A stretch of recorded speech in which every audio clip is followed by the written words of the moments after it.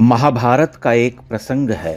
शांति प्रस्ताव लेकर जा रहे भगवान कृष्ण से द्रौपदी पूछती हैं, हे केशव, क्या युद्ध नहीं होगा? मेरे साथ हुए अन्याय का प्रतिशोध क्या नहीं लिया जाएगा? कृष्ण हंसकर कहते हैं कि मुझे दुर्योधन पर अटूट विश्वास है। पांचाली, युद्ध तो अवश्य होगा। इस कथा से आप वर्तमान भारत पाकिस्तान तनाव में भविष्य के सूत्र खोज सकते हैं।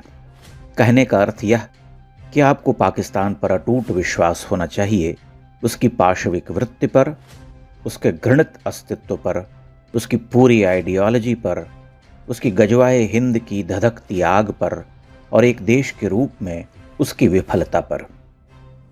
वह अपना चरित्र कैसे बदल सकता है?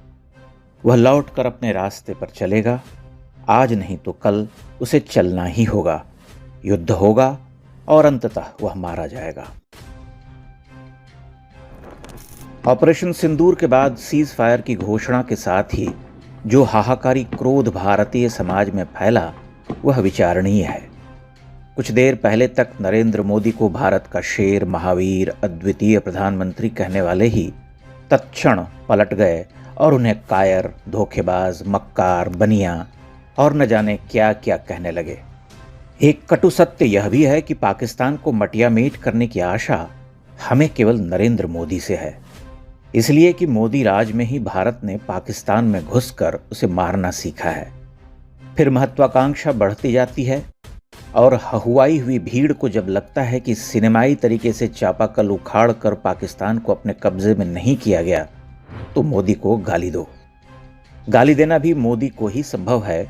कांग्रेस के विद्वान प्रधानमंत्रियों की घृणित कायरता पर हमारे होठ सिले रहते थे।